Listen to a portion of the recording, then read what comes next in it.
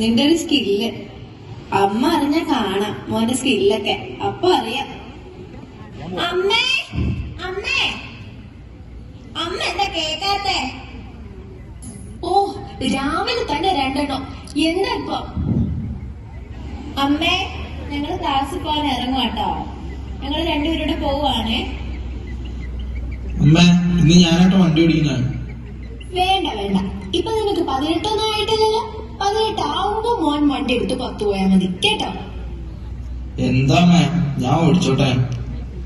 ഇതേ നീ ഇതിൽ കൂടെയൊക്കെ ഉരുട്ടി നടക്കുന്ന പോലെയല്ല. റോഡിലേക്ക് ഇറങ്ങുമ്പോ അതിന്റേതായ നിയമങ്ങളൊക്കെ ശ്രദ്ധിക്കാനുണ്ട്. അതാണ് നിനക്ക് അറിയേയില്ല. ഇനി നീ പുറത്തേക്കൂടെ വണ്ടി എടുത്ത് ഇറങ്ങിയിട്ട് വേണം അതിന്റെ പുറകെ വള്ളിയും പിടിച്ച് ഞാൻ നടക്കാൻ. എന്റെ പൊന്നുമോനെ പിന്നാലെ ഇരുന്ന് പോയാ മതി. ഇവള് വണ്ടി എടുത്തോളൂ. ഇവക്കാണെങ്കിൽ 18 കഴിഞ്ഞതല്ലേ, ലൈസൻസും ഉണ്ട്. ഇവള് വണ്ടി എടുത്താ മതി, നീ എടുക്കണ്ട. ആ പിന്നെ രണ്ടെണ്ണം പോകുന്നൊക്കെ കൊള്ളാം. മര്യാദയ്ക്ക് രണ്ടുപേരും ഹെൽമെറ്റ് വെച്ച് പൊക്കോളണം കേട്ടല്ല. ഇനി ഇതിന്റെ പുറകെ ഒരു പരാതി എനിക്ക് കേൾക്കേണ്ടിയും വരരുത്. പിന്നെ ഹെൽമെറ്റ് വെച്ച എന്റെ ഹെയർ സ്റ്റൈലൊക്കെ പോകും. 4 പേരൊക്കെ എന്നെ കാണാനൊക്കെ ഉള്ളതാ. അതുകൊണ്ട് ഞാൻ ഹെൽമെറ്റ് ഒന്നും വെക്കാൻ പോണില്ല. ഞാൻ മുടി ഒന്ന് വെട്ടി സെറ്റ് ചെയ്ത് വച്ചോളൂ. ഹെൽമെറ്റ് വെക്കാൻ പറ്റില്ല. നാളെ 4 പിള്ളേരെ കാണിക്കാനുള്ളതാണ്.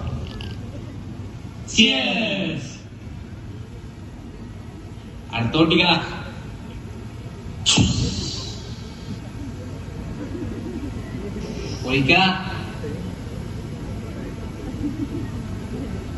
എടാ ടച്ചിങ്സ് എന്നാ കഴിക്കി.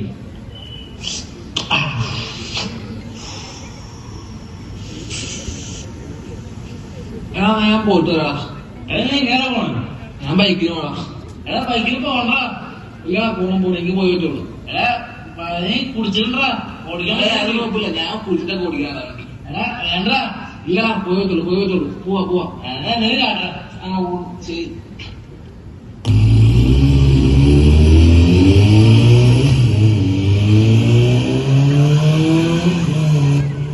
എടാ റെഡ് സിഗ്നല്, വണ്ടി നിർത്ത.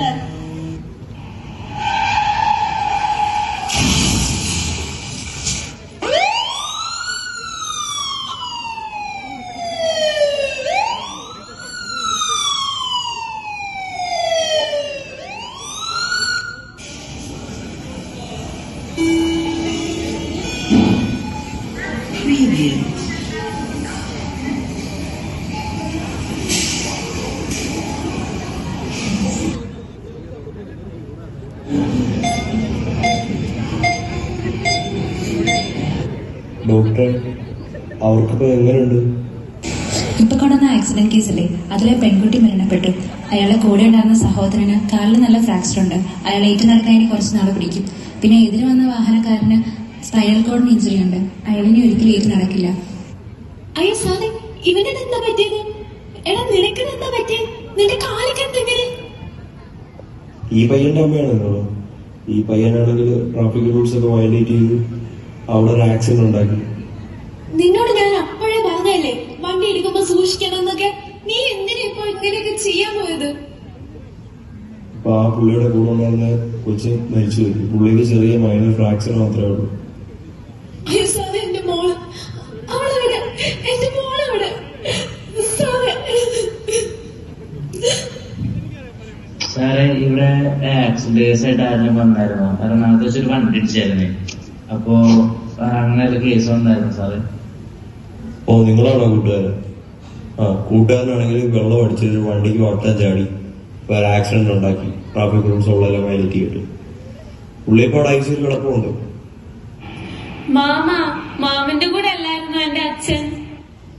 രണ്ടുപേർക്ക് ഒരുമിച്ച് കയറാൻ കൊടുത്തില്ല. ആരെങ്കിലും ഒരാള് എന്ന് വെച്ച് കയറി കാണുമോ?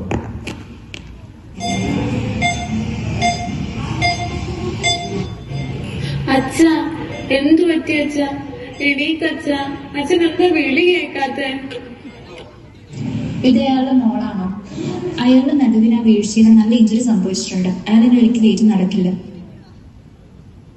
ഒരു നിമിഷം ഹെൽമെറ്റ് ഇടാതിരുന്ന ഒരു നിമിഷം, മൊബൈൽ നോക്കിയൊരു നിമിഷം, സിഗ്നൽ അവഗണിച്ചൊരു നിമിഷം, ആ ഒരു നിമിഷം ഒരു ജീവിതത്തെ മുഴുവനായി അവസാനിപ്പിക്കാൻ. എറണാകുളം കേരളത്തിന്റെ സാമ്പത്തിക തലസ്ഥാനം, സ്വപ്നങ്ങളുടെ നഗരം, പക്ഷേ ഇന്നത് റോഡ് അപകടങ്ങളുടെ കാര്യത്തിൽ മുൻപന്തിയിലാണ്. കഴിഞ്ഞ വർഷങ്ങളിലായി എറണാകുളം ജില്ലയിൽ 100 കണക്കിന് ജീവനുകളാണ് റോഡുകളിൽ നഷ്ടപ്പെട്ടത്. അവരിൽ കൂടുതലും യുവാക്കൾ, ഇരുചക്ര വാഹന യാത്രക്കാർ, ദൈനംദിന ജോലിക്ക് പോകുന്ന സാധാരണ മനുഷ്യർ. ഇവർ ആരാണ്? നമ്മുടെ കൂട്ടുകാർ, നമ്മുടെ സഹപാഠികൾ, നമുക്ക് വേണ്ടപ്പെട്ടവർ. ഒരു അപകടത്തിൽ ഒരാൾ മാത്രമല്ല മരിക്കുന്നത്. ഒരമ്മയ്ക്ക് മകനെ നഷ്ടമാകുന്നു, ഒരു കുട്ടിക്ക് അച്ഛൻ നഷ്ടമാകുന്നു, ഒരു കുടുംബത്തിന്റെ ഭാവിയാണ് നഷ്ടപ്പെടുന്നത്. റോഡ് അപകടം ഒരു വ്യക്തിയുടെ മരണമല്ല, ഒരു കുടുംബത്തിന്റെ തന്നെ ജീവിതം തകർക്കുകയാണ്. എന്തുകൊണ്ടാണ് അപകടങ്ങൾ കൂടുന്നത്? നമുക്ക് സ്വയം ചോദിക്കാം. ഇത്രയും ദൂരമല്ലേ ഉള്ളൂ, സാരമില്ല എന്ന് കരുതി ഹെൽമെറ്റ് ധരിക്കാതെ പോവുക. ഒന്ന് ഫോൺ എടുക്കട്ടെ എന്ത് വെച്ചാണ് എന്ന് കരുതി ഡ്രൈവ് ചെയ്യുക. ഇന്ന് ആരുമില്ല പോയേക്കാം എന്ന് കരുതി സിഗ്നൽ കടുക്കുക. റോഡ് സുരക്ഷാ നിയമങ്ങൾ നമുക്ക് എല്ലാവർക്കും അറിയാം. പക്ഷേ നമ്മൾ ഏറ്റവും എളുപ്പത്തിൽ മറക്കുന്നതും ഇവ തന്നെയാണ്.